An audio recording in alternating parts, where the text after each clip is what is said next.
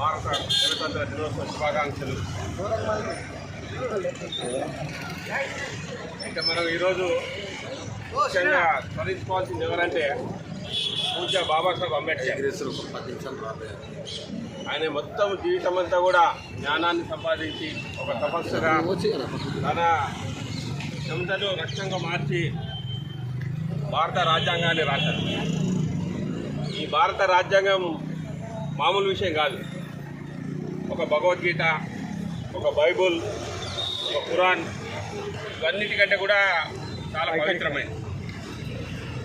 ఏ మనిషి ఏ పని చేయాలా, ఏ మనిషి ఎట్లుండాలా, కనుక ఈ భారత రాజ్యాంగాన్ని తన స్వాస్థ్యంతో లిఖించబడ్డది. 1000 సంవత్సరాల కోసం ఇది లిఖించబడ్డది. దాని పేపర్ కూడా రాసినది ఏదైతే పేపర్ ఉందో అది 1000 సంవత్సరాలు ఉంటుంది.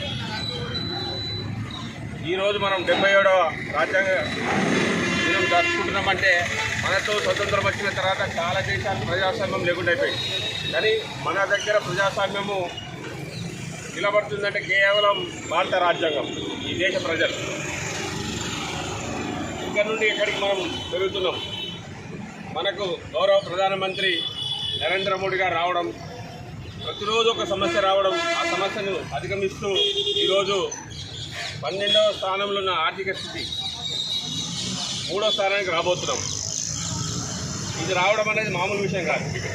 అంటే దేశ ఆదాయం పెరుగుతుందంటే ఎవరి విధంగా వ్యక్తిగతంగా మన ఇంట్లో మన ఆదాయం పెరిగితే దేశ ఆదాయం పెరిగినట్టు. మన తెలంగాణలో చూస్తున్నాం, గత 30 సంవత్సరాల ముందు రిక్షా ఉంటుండే, రిక్షా దొక్కే వాళ్ళు ఉంటుండే, రిక్షాలు బంద్ అయిపోయినాయి. దాని అర్థం ఏంటంటే ఆ మనిషి ఆర్థికంగా పెరుగుతుండే అనేది. దుర్వ్యసనాలకు పోకుండా ఈరోజు మనం ఆటో నడుపుతున్నాం. రేపు మన విజయం ఏముండాలా, ఒక 2-3 సంవత్సరాలు లక్ష్యం పెట్టుకొని నేను కారు నడిపేటట్టు ఉండాలా, కారు నుంచి బస్సు పోవాలా. ఈ విధంగా మన ఉన్నతిని మనం కాపాడుకోవాలా, మనం వ్యక్తిగతంగా పెరగాల. దుర్వ్యసనాలు, ఆరంభాలకు, తాగుడు బానిసలకు పోకుండా మన పిల్లలు బాగా చదివించాలి.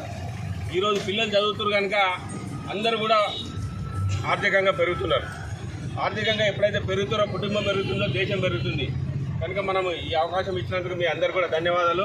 మంచిగా ఉండాలా, మన భారత పౌరులుగా ఉండాలా, దేశాన్ని రక్షించాలా, దేశం కోసం ఆలోచించాలా, మన కుటుంబానికి ఆలోచించాలా, సమాజం బాగుండాలి. భారత్ మాతా కీ జై.